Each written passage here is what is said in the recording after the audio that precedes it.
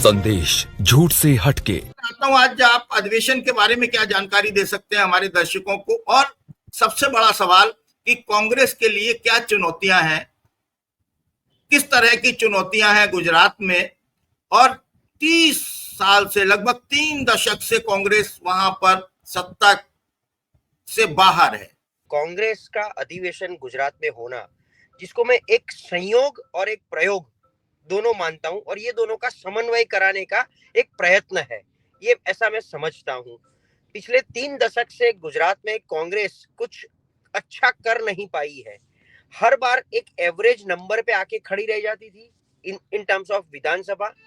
लोकसभा में 2014 से पहले कुछ एक परफॉर्मेंस था जो 14 के बाद एकदम धराशायी हो गया।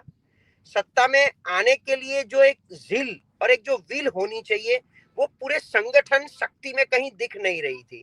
तो ये अधिवेशन से पहले 1 महीने पहले राहुल गांधी का दौरा, गुजरात का दौरा, और उसमें आकर गुजरात के जनता की, पॉलिटिकल लोगों की, मीडिया की और कुछ बुद्धिजीवी जो लोग गुजरात कांग्रेस को बहुत ही अंदर से जानते हैं कि यहाँ की कांग्रेस, बिकी हुई कांग्रेस जिसको लोग बोल रहे हैं, कि जो राहुल गांधी ने खुद ने स्वीकारा कि हमारे यहाँ लोग 2 तरीके के घोड़े हैं, 2 तरीके के कांग्रेसी है। एक जो सिर्फ ऊपर से कांग्रेसी है, अंदर से पूरा भाजपी बन चुका है। एक जो सच्चा कांग्रेसी है, जिसको आज तक कोई तक नहीं मिली है कांग्रेस के लिए काम करने के लिए। तो ये सब के बावजूद अगर 2027 को टारगेट करके गुजरात कांग्रेस को खड़ी करनी है, तो ये अधिवेशन एक नई ऊर्जा डालेगी। ये अधिवेशन के बाद एक्चुअली हम अधिवेशन तो ठीक है राष्ट्रीय स्तर का होता है, काफी सारे मुद्दे के ऊपर चर्चा होगी, जिसमें पूरा राष्ट्रीय संगठन भी होगा। बट गुजरात के संगठन के परिप्रेक्ष्य में बहुत सारी बातें होगी कि ऊपर से नीचे तक पूरा संगठन धड़ मुड़ से, जिसको बोलते हैं, या तो बिखेरना पड़ेगा, या हिलाना पड़ेगा, या बदलना पड़ेगा, और बदल के कुछ ऐसा नया करना पड़ेगा कि गुजरात की जनता को कांग्रेस के प्रति या तो भरोसा बैठे, या बीजेपी के प्रति जो नाराजगी है। देखिए 30 साल हो चुके हैं। एंटी इनकम्बेंसी एक ऐसा फैक्टर है, चाहे आदमी कितना भी प्यारा हो, 10 साल पॉलिटिकली बहुत हो गया कोई भी स्टेट में, 10 साल के बाद एंटी इनकम्बेंसी का फायदा उठाकर विरोध पक्ष सत्ता में आ जाता है। लेकिन 30 साल में गुजरात में कांग्रेस का सत्ता में नहीं आना, मतलब भाजपा के प्रति जो नाराजगी लोगों को है, उसका कन्वर्जन कांग्रेस को वोट बैंक में मिले या वोट में परिवर्तित हो और कांग्रेस सत्ता में आए, उसका जो गैप रह जाता है वो क्या है?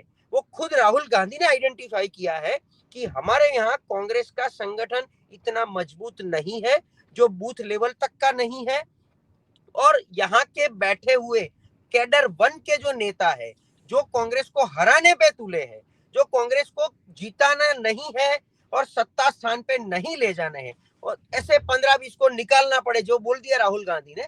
तो ये बड़ी चुनौती जो आप पूछ रहे हो कब से, तो सबसे बड़ी चुनौती ये है कि नेतृत्व का अभाव है।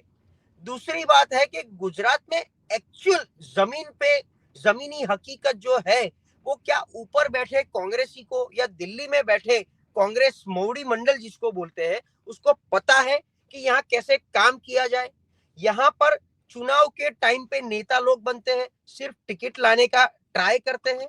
टिकट लाने के बाद वो खुद, मतलब ऐसे घोड़े, जो रेस के घोड़े की जो बात कर रहे हैं, कुछ ऐसे नेता जो नगर निकाय के भी चुनाव ना जीत सके, जो खुद अपनी सोसाइटी का चेयरमैन, सेक्रेटरी का कि अगर इलेक्शन होता है ना, तो वो भी ना जीत पाए, और वो लोगों को ये लोग लोकसभा या विधानसभा लड़ाते हैं। तो पहले से गुजरात कांग्रेस एक अंदरूनी झूठवाद में बहुत ही, मतलब उसके ऊपर काफी सारे वो हो गए हैं कि गुजरात कांग्रेस ग्रुपिज्म से बनी हुई कांग्रेस है। अंदर अंदर अपने सिर्फ ग्रुप को ही एक दूसरे को प्रोटेक्ट करते हैं। ग्रुपिज्म फैक्टर में सीटों का बंटवारा होता है।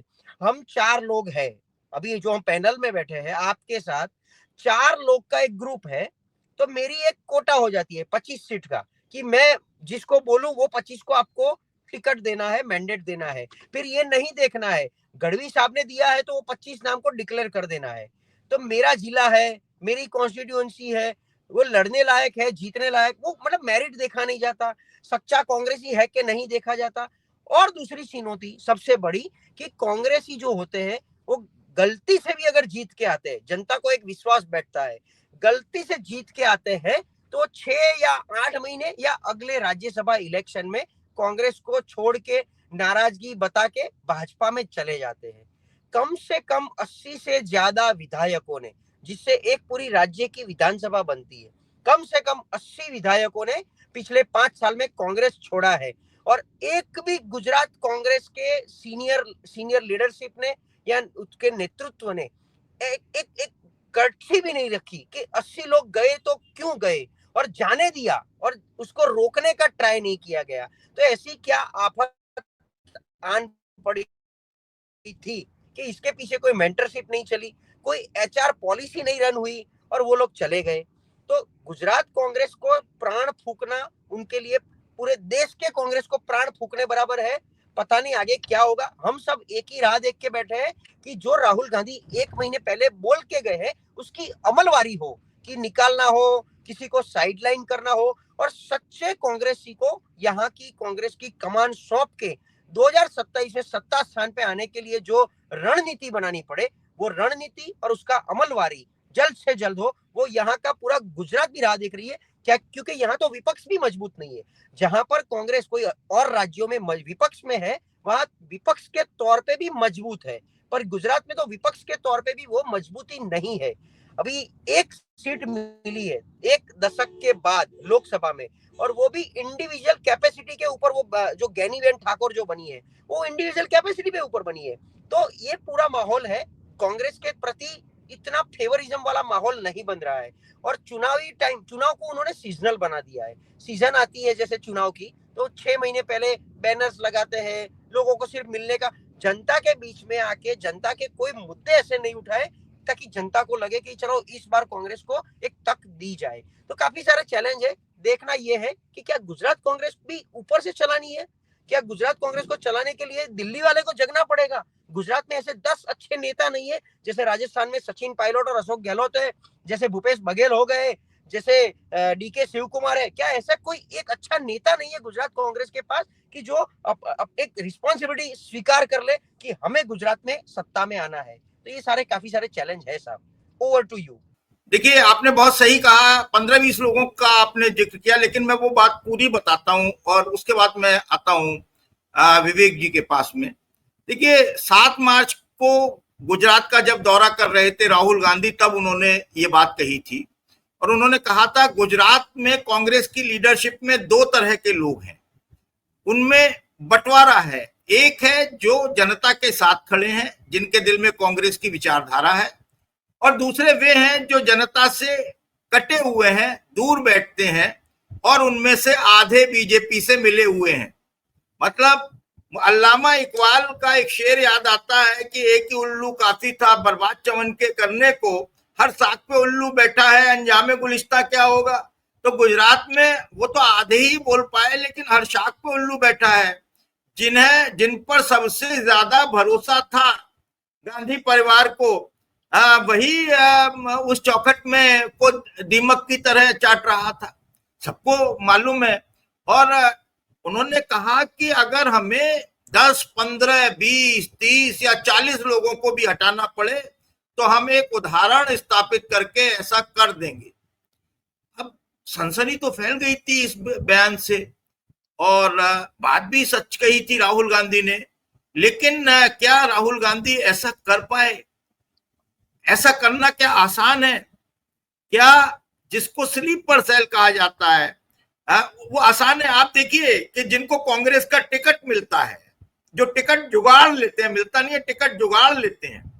हमारे प्रकाश आसुदानी ने एक बहुत बढ़िया वो करते हैं कमेंट, उन्होंने आज भी वो बात लिखी है। उन्होंने लिखा है कि प्रशांत गांधी जी, आपने कांग्रेस की नस तो सही पकड़ी, लेकिन कांग्रेस ने हमेशा यही कहकर कार्यकर्ता को ठगा, इस बार ईमानदार कार्यकर्ता को पद मिलेगा, इस बार सर्वे से टिकट मिलेगा। लेकिन हुआ क्या? वो सभी को याद है और इसलिए लोग कांग्रेस से नहीं जुड़ रहे हैं। ये एक उन्होंने बात कही है, लेकिन मैं विवेक की इसके आगे की बात करता हूं कि जो लोग हार जाते हैं, टिकट जुगाड़ कर लाते हैं, कांग्रेस में टिकट के लिए एक अलग लॉबिंग होती है और जो सर्वे एजेंसियां तक हैं उनका भी मतलब रिकॉर्ड बहुत अच्छा नहीं है। वो हारने के बाद भी उनकी जो रईसी का, उनकी जो अमीरी का ग्राफ है, उनके जो कारोबार है, वो ग्राफ लगातार बढ़ता चला जाता है, वो कम नहीं होता। वो कांग्रेस में ही रहते हैं, वो किसी दूसरी पार्टी में जाना भी नहीं चाहते हैं, क्योंकि वहां पर बैठकर उनकी तमाम सारी ख्वाहिशें पूरी होती हैं। आप समझ रहे हैं मेरी बात को? तो ऐसे में क्या आसान है एकदम से सफाई कर पाना? 10, 20, 30, 40 तो नहीं, वो पूरा हर शाख पे उल्लू बैठा है। जी सर। हाँ हाँ, नहीं हरि भाई, ऐसा है कि हर शाख पे उल्लू अगर बैठा है तो फिर आपको उस उल्लू को तो उड़ाना होगा ना। वो तो बैठा है तो उसको आप बैठने देंगे भाई आप बैठे रहो, ऐसा नहीं होगा ना। आपको तो कहीं ना कहीं एक फाइनल एक्शन तो लेनी पड़ेगी। अब इतने साल से देखिए, कांग्रेस की जो डिजनरेशन है स्वतंत्रता के बाद 15-20 साल के बाद जो एक डिजनरेशन कांग्रेस की शुरू हुई, उसके बाद कांग्रेस एक मतलब महात्मा गांधी की पार्टी न रहकर ये एक बाजारू लोगों की पार्टी में तब्दील हो गई, जहां पर लोग केवल सत्ता के लिए आते थे और कोई चैलेंज नहीं था। कांग्रेस को उनका जो पुण्य था स्वतंत्रता आंदोलन में जो उन्होंने कमाया था, उसकी बदौलत कांग्रेस को लोग वोट करते रहे। और बीजेपी की आइडियोलॉजी भी लोगों को पसंद नहीं थी और बीजेपी में वो दमखम भी नहीं था जो कांग्रेस में था। तो लोग बिल्कुल ही मतलब एक फेट अकम्पली की तरह, जिसको अंग्रेजी बोलते हैं कि भाई अपने को कांग्रेस को ही वोट देना है, चाहे कुछ भी हो जाए कांग्रेस को वोट देना है। इस मेंटेलिटी से लोग कांग्रेस को वोट देकर कांग्रेस को चुनकर लाते थे और कांग्रेस ने कभी भी गांधी की आइडियोलॉजी को आगे बढ़ाने की कोशिश नहीं की। जबकि आरएसएस जो है वो 1925 से अपने आइडियोलॉजी को आगे बढ़ाने का काम करती रही। आरएसएस ने अपना जो लक्ष्य है उस पर से ध्यान कभी नहीं हटने दिया और परसिवियरेंस के साथ में एक योजनाबद्ध तरीके से वो अपना काम करती रही। उनको पता था कि एक दिन आएगा जब वो सत्ता पर काबिज होंगे, एक दिन आएगा जब आरएसएस की एक्सेप्टेबिलिटी समाज में वो बनाएंगे। ये उनको कॉन्फिडेंस था और उस कॉन्फिडेंस के साथ वो आगे बढ़ते रहे। कांग्रेस जो है वो अपनी ही धुन में चलती रही कि कांग्रेस को कोई चैलेंज नहीं है, मतलब पत्थर भी खड़ा कर दो तो लोग चुनकर देते हैं। इस मुगालते में कांग्रेस रही और आइडियोलॉजी से दूर जाती रही, जिसका उनको नुकसान जो है वो 2014 में, उससे पहले ही चालू हो गया था। उनका जो डाउनफॉल है वो तो 30-35 साल से चल ही रहा है, लेकिन 2014 में पूरी तरह से कांग्रेस नष्ट हो गई जैसा हो गया। और फिर पिछले 10-11 साल से आज जाकर 2024 में 100 सीटों पर फिर एक बार कांग्रेस वापस आई है। ये एक अच्छी बात है। इसका कारण भी है कि राहुल गांधी ने काफी मेहनत की है, लेकिन वो जो मेहनत है उसमें कंसिस्टेंसी नहीं है। 2 यात्राएं निकाली, 2 यात्राओं के बीच में कहीं नहीं, 2 यात्राओं के बाद कहीं नहीं। तो ये जो राहुल गांधी का जो एब्सेंटी लैंडलॉर्डिज्म वाला एक अप्रोच है, वो मुझे लगता है कि ठीक नहीं। और कांग्रेस में जो सुधार करने हैं वो सुधार कांग्रेस में हो ही नहीं रहे। उदयपुर के अधिवेशन में जो भी तय हुआ उस पर किसी चीज पर अमल नहीं हुआ। आप देखिए, उन्होंने कहा था 3 कमेटियां बनेगी, एक तो पब्लिक इंसाइट कमेटी बनेगी जिसमें लोगों के मन में क्या चल रहा है इसका एक अंदाजा लिया जाएगा, एक इलेक्शन मैनेजमेंट कमेटी बनेगी और एक ट्रेनिंग कमेटी बनेगी। कोई कमेटी नहीं बनी, 3 साल हो गए। फिर ये तय हुआ था कि आधे कम से कम 50% सीटों पर 50% पद जो है सारे कमेटियों में 50 साल से नीचे वालों को दिए जाएंगे। वो नहीं हुआ। फिर ये तय हुआ था कि एक व्यक्ति एक पद, वो नहीं हुआ। फिर ये तय हुआ था कि एक फैमिली एक टिकट, वो नहीं हुआ। तो आप रिजोल्यूशंस तो बहुत करते हैं और मन तो बहुत बना लेते कि ये करना है वो करना है, लेकिन उस पर अमल नहीं होता। जो लोग कांग्रेस में इतने सालों से बैठे हैं, जिन्होंने कांग्रेस में रहते हुए फायदा लिया है कांग्रेस के सत्ता का, वो लोग जब जब से कांग्रेस की सत्ता गई है कांग्रेस के लिए कुछ नहीं कर रहे हैं। तो ऐसे लोगों को आप क्यों बनाए रखते हो? मतलब जब कांग्रेस सत्ता से बाहर हो गई है, जब कांग्रेस को उनकी अब जरूरत है, जब कांग्रेस की उनको जरूरत थी, तब उन्होंने कांग्रेस का फायदा उठाया। जब कांग्रेस को उनकी जरूरत है तो कांग्रेस के साथ में खड़े रहने के तैयार नहीं, बैठे अपने घर में, कुछ मेहनत नहीं करते, कांग्रेस को रिवाइव करने की कोशिश नहीं करते। तो ये सारे जो लोग हैं, जो पुराने लोग कांग्रेस का फायदा लेकर इतने साल कांग्रेस में रहे, वो अपने घर में बैठ गए हैं, ऐसे लोगों को दूर करो, नए लोगों को लाओ। किसी किसी काम के नहीं है ये लोग, लेकिन वो नहीं हो रहा है। नए लोग जो बीजेपी करती है, फटाफट लोग बदल लेती है, नए लोग लाती है। वो आपको करना, वो कांग्रेस नहीं कर रही है। तो जो बीजेपी और संघ परिवार का जो यश है, उसमें कांग्रेस का बहुत बड़ा योगदान है, ऐसा मैं हमेशा मानता हूँ। क्योंकि आपने स्वतंत्रता के बाद 2014 तक 50-60 साल तक बीजेपी और संघ परिवार का जो इकोसिस्टम है, उसको कहीं से भी आपने ब्रेक नहीं लगाया। आपको पता था कि ये लोग क्या है, ये लोग क्या ये फिरका परस्त है, ये लोग देश की संविधान के खिलाफ काम करने वाले, इनकी आइडियोलॉजी जो है वो इस देश के पॉलिटिकल कल्चर से बिल्कुल विपरीत है, आपको पता था। और ये देश को एक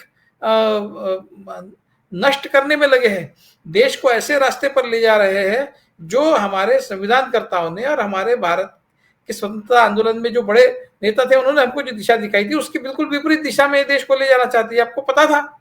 लेकिन आपने उन पर कोई नकेल नहीं कसी, आपने उनको बढ़ने दिया, आप सुस्त रहे। आपको लगा कि ये क्या होगा, ये क्या करेंगे, ज्यादा से ज्यादा ये क्या कर सकते हैं, इस मुगालते में आप रहे। और उन्होंने अपना रास्ता बराबर आगे बढ़ाते गए, और आज वो इस स्थिति में है कि आप कहीं के नहीं रहे।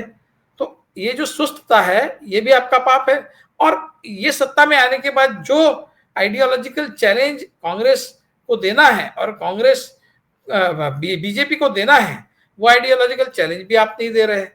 तो ये सुस्तता आपकी आज भी चल रही है। नए लोग लाइए, पुराने लोगों को बाजू कर दीजिए, नए लोग लाइए, कांग्रेस को नए सिरे से बनाइए। ऑर्गेनाइजेशनल ईयर 2025 ये ऑर्गेनाइजेशनल ईयर है, ऐसा कांग्रेस ने तय किया था। क्या हुआ उसका? 2025 के 4 महीने निकल गए। ऑर्गेनाइजेशन नई बनाने की दृष्टि से आपने कौन से कदम उठाया है, क्या हुआ है? मुझे लगता है कि कांग्रेस को, देखिए, बीजेपी का जो यश है वो केवल बीजेपी के जो भी इनके मसल पावर, मनी पावर का नहीं है। अपोजिशन उनको टक्कर नहीं दे रही है, और उसमें अपोजिशन की जब हम बात करते हैं तो प्रमुखता से कांग्रेस की बात होगी। आप उनको टक्कर नहीं दे रहे हैं, आप अपनी पूरी ताकत के साथ कंसर्टेड एफर्ट नहीं कर रहे हैं, ये दिख रहा है। ये आपका फेल्यूर है। और राहुल गांधी ने अभी गुजरात में बात की, 50 साल ये लड़ाई, 50 साल की लड़ाई की के लिए टाइम नहीं आपके पास।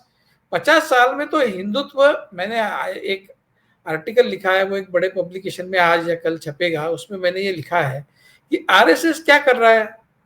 आरएसएस हिंदुत्व, इस देश के सोशियो पॉलिटिकल कल्चर को उस स्थिति में ले जाना चाहता है जहां पर बीजेपी का सत्ता में होना या न होना उससे कोई फर्क नहीं पड़ेगा। कोई भी सत्ता में हो, बात हिंदुत्व की ही करनी पड़ेगी।